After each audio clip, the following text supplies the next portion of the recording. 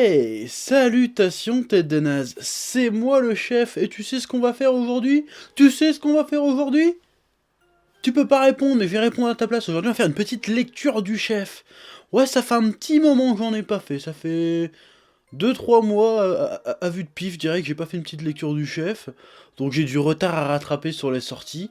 Je me suis enquillé 6 ou 7 bouquins hier, et on va en parler. Alors je vais pas faire les 6 ou 7 d'un coup. Là aujourd'hui je t'en ai sélectionné 3.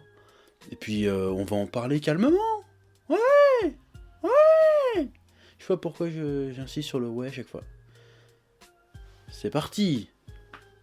Ouais. Et on commence tout de suite avec une suite d'un manga que j'aime beaucoup, que je suis avec grand intérêt. Rikudo, la rage au poing, tome 7. Alors je sais plus si j'avais parlé du tome 6. Qui était très très bien. Alors je veux pas te résumer la série, hein, c'est une série de box, j'en ai déjà parlé dans des lectures précédentes, puis ça commence à être pas mal connu. Et donc on arrive donc au tome 7, hein, et comme d'habitude on reste dans un manga qu'on pourrait qualifier de viscéral, de violent, de brut, de sombre, dans le propos, dans le dessin. D'ailleurs le dessin est quand même incroyable sur Rikudo. Particulièrement dans ce tome. Alors ça a toujours été le cas dans les tomes de Rikudo, hein, le dessin a toujours été très brut, très sale, très violent, très gras, très tout ce que tu veux en fait.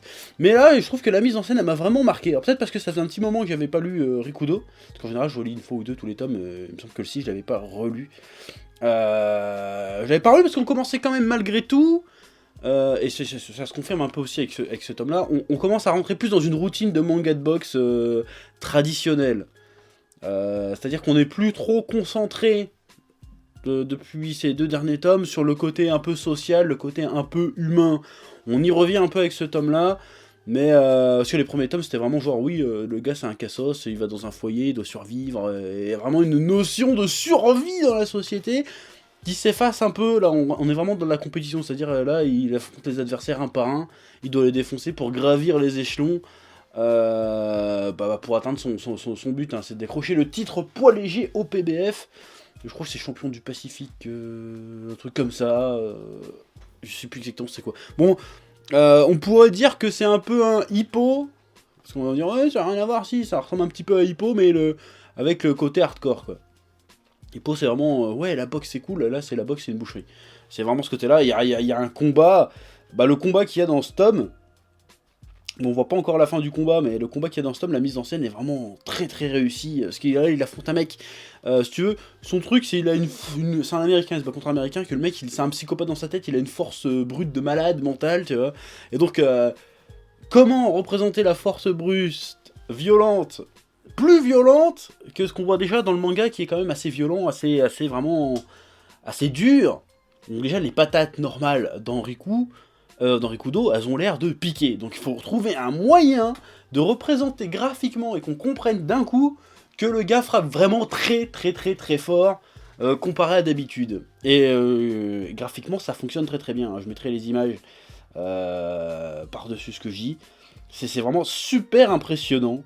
La mise en scène, même le brouillon des combats, c'est un truc que je trouve pas mal dans Rikudo, c'est des fois...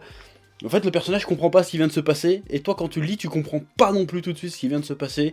Bon, c'est subtil, hein, comme impression, mais c'est plutôt bien fait, donc Rikudo, très bien. Bon, cette fois-ci, encore une fois, l'adversaire, sans spoiler, bien évidemment, l'adversaire a des motivations intéressantes par rapport au personnage de Riku, c'est-à-dire qu'on est vraiment dans un mec qui, comme Riku, a eu un passé vraiment difficile et a fait des choses pas très nettes. Et il y a un dialogue entre les deux à un moment qui est super intéressant, et Rikudo il te sort une phrase, bon je spoil un petit peu, mais il sort la phrase si j'ai dû tuer c'est justement parce que j'avais aucune force. Et je trouve que c'est intéressant de sortir ce genre de phrase. On a un peu un tournant à la personnalité de Riku, parce qu'on pourrait se demander à quel moment il va basculer, soit ça va devenir vraiment un boxeur un peu psychopathe qui est là pour tuer, parce que c'est vraiment un peu le début de l'histoire, hein, on nous le vendait comme ça, ah, il serait plus jamais faible, il va te buter, genre dans son regard, tu sens qu'il est prêt à buter tout le monde, juste pour accéder à son rêve, si tu veux. Et là on se dit, ah peut-être que finalement il va peut-être pas partir sur ce chemin là, peut-être qu'il va justement se rediriger plus vers un hippo, Chaque fois je compare avec Hippo, mais on s'en fout. C'est-à-dire qu'il va arriver, il va faire, oui, en fait, la boxe, je vais me battre, surtout parce que j'aime ça, en fait. On se demande s'il est pas en train de basculer là-dedans, même s'il y a quand même une motivation personnelle dans le combat que je vais pas spoiler, parce que son adversaire a été un peu loin, ça m'a même un peu choqué. Pourtant le manga il est déjà assez dur, là j'ai vu une scène, je fais oula il est pas net lui. Très très bizarre. J'ai envie de dire hashtag balance ton port, hashtag MeToo, c'est assez malaisant mais dans le bon sens du terme, genre oula qu'est-ce qu'il fait, il est pas net. Et ça se termine sur un putain de suspense. Voilà, on développe aussi pas mal la relation de coach-élève entre Riku et son coach. Très très intéressant. S'il y a une scène, elle est très... Ah, je vais encore comparer à Hippo, mais elle est très hippoesque, mais badass. Hippo c'est badass déjà, mais là c'est hippoesque, mais très badass. Je t'en dis pas plus, hein, je vais pas te spoiler. Voilà, hein, c'est tout ce que je vais dire sur Rikudo cette fois-ci. Donc si tu ne connais pas Rikudo, je t'invite très fortement à t'y mettre, parce que c'est vraiment une très très bonne série. C'est sombre, c'est adulte. Bon, je ferai une vidéo un jour sur ce que ça veut dire être sombre et adulte. C'est violent, c'est sale. J'aime bien dire que c'est un peu viscéral, parce que c'est vraiment ça. Hein. Tu sens dans le dessin, tu sens la sueur, tu sens le sang, tu sens les larmes, tu sens les boyaux, tu sens que ça pue la merde. Tu sens l'odeur de la sueur et du caca. Ça sent le clodo là. Voilà, c'est pas l'île aux enfants, quoi. Ça rigole pas. Donc voilà, Rikudo, séché, casé, si j'ai pas de conneries. Casé CNN, et bah tu me lis ça, après tu viens m'en reparler, parce que c'est de la bonne. Voilà, et ce tome 7 ne déroge pas à la règle, très bonne cam. Oui. Et on poursuit avec Vigilante, My Hero Academia Illegals. Alors le titre est un peu long, donc on va juste l'appeler Vigilante. Alors je sais pas si on dit Vigilante ou Vigilante, je sais pas du tout. En réalité... mais on s'en fout. Alors c'est écrit par Hideyuki Furuhashi, ça se prononce certainement pas comme ça, mais on s'en bat les couilles, et le dessin de Beten Court. Alors ça doit être un pseudo, ou je sais pas. Bref, c'est le premier spin-off, parce que j'imagine qu'il y en aura d'autres, de My Hero Academia, et je ne me souviens plus si j'avais déjà parlé du tome 1 ou pas. Il me semble que non. Donc dans le doute, on va balancer un petit moment résumé. Ouais. Être héros est un vrai métier, il y a des règles à respecter et il n'est pas donné à tout le monde d'être officiellement accrédité. Pourtant, certains décident de jouer hors limite et de se battre pour la justice, sans aucune qualification. On les appelle des justiciers et aux yeux de la loi, ils ne valent pas mieux que les vilains. Koichi, un jeune étudiant fan d'All Might, le plus puissant des héros, appartient à cette catégorie. Il utilise son pouvoir de glissade pour rendre service autour de lui, ramasser les ordures, aider les passants à faire leurs courses. Ça part d'un bon sentiment et pourtant ses activités sont illégales dès lors qu'il utilise son alter sans autorisation sur la voie publique. Son sens de la justice l'amène à former une équipe improbable avec un grand costaud amateur de bagarre et une jeune chanteuse avide de gloire. À eux trois, elle se lance à l'attaque d'un trafic de drogue aux effets destructeurs, mais là où le héros agit en respectant la loi, pour les justiciers, une seule devise: la fin justifie les moyens. Tadam! En gros, c'est de ça que ça parle. Oui. Alors, avant de parler du manga en lui-même, on va parler un peu de ce que je pense des spin-offs des séries comme ça. Alors, les spin-offs, le problème des spin-offs, l'enjeu des spin-offs, c'est de réussir à raconter une histoire bien, mais une histoire qui a quand même un intérêt vis-à-vis de la série principale. C'est-à-dire qu'il faut qu'à la fois ça nous permette de mieux comprendre ce qu'on nous raconte dans la série principale, mais qu'en plus ça ne soit pas une redite de ce qu'on nous dit dans la série principale. Si tu vois ce que je veux dire. C'est un peu comme les films Star Wars, Rogue One, il faut qu'il nous fasse découvrir un nouvel aspect de l'univers Star Wars pour mieux le comprendre, et en même temps, il faut qu'on en apprenne un peu plus sur ce qu'il y a dans... Ouais, t'as compris ce que je voulais dire. Et c'est pas une redite, quoi, de ce qu'on a déjà vu dans Star Wars, contrairement à Star Wars 7 et 8. Et c'est un autre débat. Et donc, My Hero Academia Vigilante, et ben c'est plutôt un très bon spin-off. L'histoire est vraiment très intéressante. Alors, on reste sur les thématiques un peu habituelles. Sauf que là, au lieu de suivre un mec qui n'a pas de pouvoir et qui rêve de devenir un héros, là on a un mec qui a des pouvoirs mais qui n'a pas pu devenir un héros parce que bon, la vie a fait que il n'a pas pu réaliser son rêve. Donc il décide de le réaliser quand même, mais de manière plus ou moins illégale, bon, même totalement illégale. En même temps, il a un pouvoir un peu de merde, il a un pouvoir de glissade. C'est-à-dire, il se met par terre et puis il glisse. Bon, ça doit être pratique pour se déplacer, mais ça va pas être super impressionnant pour faire la bagarre. Mais bref, et donc c'est plutôt super intéressant, parce qu'on découvre vraiment un nouvel aspect de l'univers de My Hero Academia, c'est-à-dire un peu l'univers du quotidien quelque chose qu'on voit pas trop dans le manga d'origine, parce qu'on est vraiment focalisé sur on est des apprentis héros et on apprend notre métier d'héros. Là c'est plus des héros qui se font tout seuls, mais c'est des héros issus vraiment c'est c'est le mec moyen, le héros c'est le mec moyen qui voulait devenir un héros, qui a pas pu le devenir, puis qui fait tout ce qu'il peut pour aider son prochain. Lui, ses actes de super-héros à la base c'est ramasser les ordures et aider les gosses à traverser. Bon alors c'est sympa, c'est gentil, mais c'est pas super méga héroïque en soi, et puis en fait c'est une espèce de bande de losers en fait, qui décident de jouer au justicier, de faire les héros par eux-mêmes, et j'aime bien cet aspect-là. Cet aspect où on découvre un peu les mecs du quotidien, les mecs de la rue, et en même temps, on se rend compte de ce que représente vraiment le héros pour les gens en fait. On se rend compte un peu plus qu'est-ce que ça veut dire d'avoir des alters au quotidien. Moi, il y a plein de trucs que j'avais pas compris dans My Hero Academia là-dessus, genre pourquoi les gens ils utilisent pas leur artère pour se défendre quand il y a un vilain, parce qu'en fait ils ont pas droit, ils sont tellement formatés à pas l'utiliser que dès qu'il y a une couille, bah, ils préfèrent appeler un héros, alors même s'ils sont capables de se défendre tout seuls, tu vois. Donc ça c'est bien, on apprend plein de choses.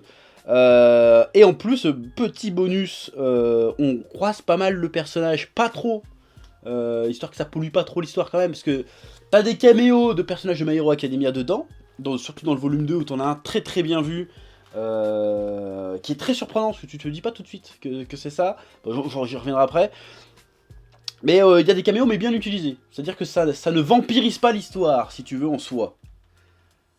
C'est-à-dire que, ah regarde, il y a ce personnage-là, viens, on se focalise sur ce personnage-là et on oublie de raconter l'histoire des autres personnages à côté.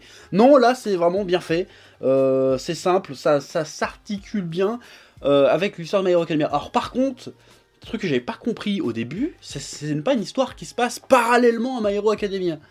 Apparemment, ça se passe quelques années avant. Si je ne dis pas de conneries, parce qu'il se passe, on croise des personnages, surtout dans ce volume 2, on croise deux personnages assez importants et qui, ironiquement, ont un destin vachement lié. Et tu t'as dit, bon, ça se passe avant, forcément, parce que sinon ça n'a aucun sens.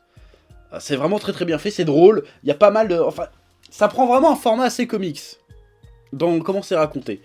Dans le sens où c'est des petits chapitres où il se passe des petites histoires, même si t'as une trame de fond bien évidemment, mais t'as des petites aventures, il y a un petit côté slice of life, mais comme c'est des super-héros, il y a un petit côté comics à l'ancienne un petit peu, où chaque issue, j'ai envie de dire issue, je sais pas comment on dit, chaque numéro c'est une petite histoire, même s'il y a la grande histoire autour, et c'est plutôt intéressant de voir ce format-là.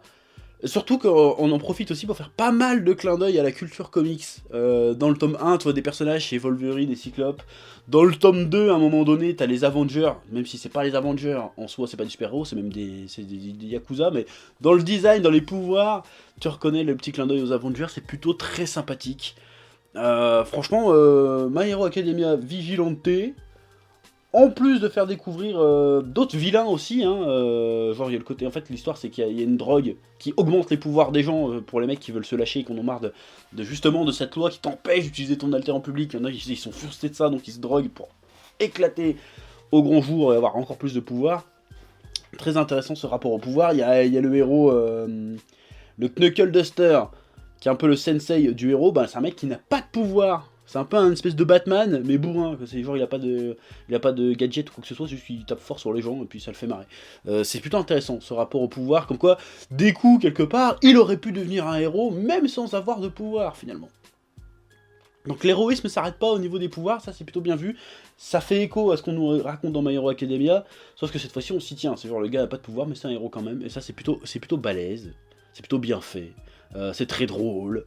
Bon, il y a un peu de fanservice, mais bon, une fois de temps en temps, pourquoi pas. Et ce volume 2 est super surprenant, parce qu'en fait, ce volume 2, on continue à nous raconter l'histoire de ces personnages, mais en plus, on découvre plus ou moins une origin story d'un vilain très apprécié des fans de My Hero Academia. C'est pour pas dire le vilain le plus apprécié. Je pense que t'as deviné de qui je veux parler. Mais très très surprenant, parce qu'au début, j'étais en train de lire le truc, je fais, ah super, un nouveau héros, et puis après, je fais, oh! En fait, c'est pas du tout le délire auquel je m'attendais. Je fais attention, là c'est super intéressant. Donc c'est fait de manière intelligente, ça rajoute au propos de ce manga-là, ça rajoute au propos de My Hero Academia, ça agrandit la mythologie d'un personnage de My Hero Academia, de deux mêmes personnages de My Hero Academia, c'est très très bien pensé. Donc en plus les tomes mettent un peu de temps à sortir je trouve, hein, parce qu'il est sorti il y a 2-3 mois le premier je crois, si je dis pas de conneries. C'est bien dessiné, c'est bien raconté. Donc il n'y a pas de raison de s'en priver. Voilà, je viens de te faire un espèce de haïku, on s'en fout. C'est chez Kiun, Vigilante My Hero Academia Illegals, volume 2. Bah, tu peux y aller, c'est de la bonne cam. Si t'es fan de My Hero Academia, et même sans connaître My Hero Academia, ça aussi c'est important, bah ça se lit très bien. Voilà. Ouais. Et enfin, on termine avec Centaure.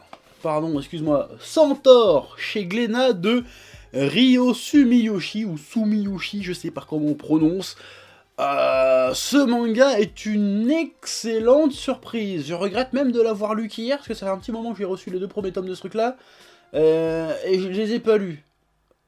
Parce que ça me tentait pas. Je suis un con. Des fois, ça m'arrive d'être un con. Des fois, je suis un peu comme toi. Je suis con. Mais je me suis rattrapé, j'ai lu ça et je vais t'en parler. Et je pense vraiment qu'il faut lire ce truc-là parce que c'est vraiment très très bien. Et je vais te dire pourquoi. Mais avant, vu que je parle du tome 1, il faut faire un petit passage résumé. Donc c'est parti, résumons. Ouais. Plus téméraire qu'un cheval, plus fier qu'un homme, les centaures côtoient les hommes depuis la nuit des temps. Mais en ces périodes de troubles, les humains les ont réduits à l'esclavage pour les utiliser au combat. Pour sauver son fils, le fier et sauvage centaure Matsukaze se laisse capturer par les humains. Il y rencontre Koibari, un autre mâle de son espèce apprivoisé par les hommes. Ensemble, ils tenteront une folle évasion pour reconquérir la liberté de leur peuple. Ouais. Alors, comme j'étais en train de te dire, excellente surprise, pourquoi ? Bah parce que c'est le titre Centaure. Je trouve que les centaures, c'est une des créatures mythologiques les plus pétées de la création. Je veux dire, les gars, ils sont moitié hommes, moitié poney. Je ne vois pas l'intérêt, je trouve ça pas classe du tout. Je trouve ça même pas pratique. Et je peux pas m'empêcher de penser comment ils font pour se reproduire. Et sa bite, elle est où, là-dessus? C'est comme les hommes, c'est là, on sait pas. Et ça me perturbe. C'est pour ça que j'aime pas les centaures. Je ne comprends pas le centaure. Le personnage n'a aucun sens. Alors, autant les sirènes... D'accord, ça passe, j'arrive à comprendre, mais les centaures, je ne comprends pas l'intérêt. En vrai, il fait comment pour se torcher le cul, par exemple? Tu sais pas? Je me pose plein de questions, c'est pour ça que j'arrive pas à croire aux centaures. Ça m'énerve, donc voilà, c'est pour ça. Mais, j'ai quand même fait l'effort de lire le manga. Bon alors, j'ai eu un peu de mal au début avec le style de dessin qui est pas brouillon, mais comment dire, qui est un petit peu... un peu sauvage, le trait un peu volatile, un peu... voilà, on est plus dans la forme pour exprimer quelque chose que dans le détail, finalement.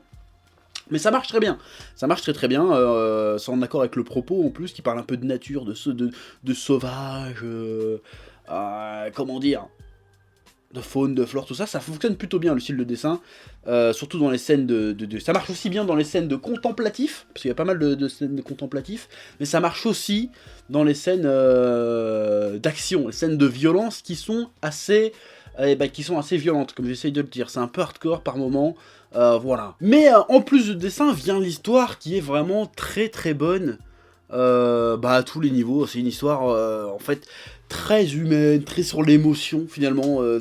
C'est une histoire fantastique, dans un sens, enfin fantastique. Je sais pas si c'est merveilleux, non, je sais plus, je me souviens plus des genres littéraires. C'est fantastique ou merveilleux, on s'en fout, bref, c'est une histoire, ça pourrait être une histoire un peu, comment dire, c'est pas un conte de fées, quoi. C'est vraiment une histoire qui pourrait se passer. Ça pourrait pas être des centaures, l'histoire marcherait quand même. Tu vois ce que je veux dire? Ça pourrait être, genre, il pourrait être chassé parce que, je sais pas, parce qu'ils sont jaunes, parce qu'ils sont noirs, parce qu'ils sont bleus. Ça marcherait quand même, parce que l'histoire est vraiment... est assez universelle. Ouais, ça te parle de personnages qui veulent protéger leur peuple, qui veulent protéger leurs enfants, leur mode de vie, leur histoire, un petit peu. Ça parle de transmission... d'héritage, ça parle de plein de trucs, ça parle aussi de la violence des hommes, de la folie des hommes, bon, des thèmes assez classiques, mais bien exploités dans ce manga, c'est très touchant, vraiment, il y a vraiment des scènes un peu tristes, quoi, tu es là, bah non, mais meurs pas, toi, bah non, mais lui, il faut pas qu'il meure non plus, et... Mais ça se joue pas que autour du fait qu'il y en a qui meurent pas, mais il y a vraiment des questionnements, des interrogations dans ce manga qui sont plutôt bien exploités. Genre, est-ce que la sauvagerie des hommes, finalement, ne risquerait-elle pas de déteindre sur les centaures? Est-ce que les centaures sont juste trop faibles ou pas assez soudés pour survivre? Comment ça se passe? Comment faire face à une oppression qu'on ne peut endiguer vraiment, en fait? Comment survivre en tant qu'individu, en tant que peuple, quand on est oppressé à ce point? C'est-à-dire les centaures sont vraiment chassés comme du bétail. Hein. Soit on les bouffe, soit on s'en sert en combat, on leur coupe les bras pour faire des trucs d'apparat. Ils se servent même d'objets sexuels. À un moment, je fais, mais comment ils font? C'est des poneys? Qu'est-ce qui se passe? C'est pour ça que moi, je me pose trop des questions bizarres avec ces animaux, là. Voilà. Mais après, les personnages, quand même, surtout le héros Musicagé, Kazé, je sais plus comment il s'appelle, il est vraiment impressionnant de puissance. Donc j'ai envie de dire, ce manga rattrape un peu la street crédibilité des centaures à mes yeux. Parce que je pensais vraiment que c'était des trucs de merde, les centaures, ça pue la merde. Les centaures, en vrai, ça pue la merde. Un homme cheval, je veux dire. Voilà. Mais c'est empreint de poésie, empreint de message, un peu écolo, un peu humaniste, hein, tout simplement. Il y a du suspense, des rebondissements, voilà, quand les personnages ils ont peur de pas revoir, à un moment il recherche son fils, il a peur, vraiment pas peur de pas revoir son fils, tu sens vraiment qu'il a peur de... Voilà, t'es touché, c'est touchant comme histoire, c'est vraiment une belle histoire. Pour l'instant il y a 2 tomes qui sont sortis, si je dis pas de conneries. En fait pour moi, l'histoire se terminait au second tome si tu veux. Elle se termine de manière assez mélancolique, mais c'est une très belle fin pour moi, l'histoire. À cette histoire, mais apparemment il va y avoir un volume 3. Et je suis assez curieux de savoir qu'est-ce qu'ils vont commencer à raconter dans le volume 3, parce que pour moi, tout ce qu'il y avait à dire en fonction des sujets, des thèmes, tout ça, ont été abordés dans ces 2 tomes pour moi, donc je suis curieux de voir la suite. Mais vraiment, c'est vraiment un très beau manga, une très belle histoire. Je serais curieux de le voir en animé, en vrai. Parce que dire, je suis très curieux que ça soit... Enfin, je veux pas critiquer Glénat, mais je suis curieux que ça soit dit. C'est curieux que ça soit édité chez Glénat. En général, c'est le genre de manga qui, a priori, est plutôt édité chez des éditeurs un peu plus indépendants, genre Komiku ou Akata, tu vois. J'ai plus l'habitude de voir ce genre d'histoire chez eux. Mais vraiment très très bonne surprise ce Centaure. Je sais pas si je te l'ai bien vendu, mais c'est une très très belle histoire. Après, si t'es fan de... Ah, je vais te sortir de tout ce qui est Miyazaki, tout ça, un peu de la poésie comme ça à la japonaise. Faut lire Centaure, c'est une très belle histoire, en vrai. Et achète au moins les 2 premiers tomes. Voilà, si les 2 premiers tomes t'es pas convaincu, laisse tomber. Mais les 2 premiers tomes, c'est très très belle histoire. Très très belle histoire. Très humaine, voilà, c'est une espèce de fresque un peu de l'histoire d'une vie. Très réussie. En plus, il y a des batailles. Voilà, il y a de l'action quand même. Donc c'est cool. Je serais curieux de voir la suite, donc. Donc, si tu veux découvrir un manga surprenant, envoûtant, poétique, touchant, émouvant, bah tu lis Centaure de Ryo Sumiyoshi, c'est chez Glénat. Voilà. Tu peux y aller, c'est de la bonne, c'est moi qui te le dis. Tu m'en diras des nouvelles. Chef, c'est approuve. Je mets mon tampon dessus. Voilà. Voilà, c'est tout pour cette nouvelle session des lectures du chef. Hein. Je vais essayer de le reprendre ce format un peu plus régulièrement, évidemment. Le partage, le j'aime, le commentaire seront éminemment appréciés, hein, bien entendu. Si tu as déjà lu les bouquins desquels j'ai parlé, bah, je t'invite à me dire ce que t'en as pensé dans les commentaires. Si t'en vois qui t'intéresse, bah, dis-le aussi dans les commentaires. Voilà, tu partages, tu fais ce que tu veux. Et moi je te dis à bientôt pour de nouvelles lectures du chef. Voilà. Bisous. Eh oh, tu vas pas te barrer comme ça, hein? Tu vas laisser un pouce bleu, un petit pouce bleu, hein? Puis tu regardes aussi les autres vidéos, parce que voilà, tu t'abonnes. Ouais?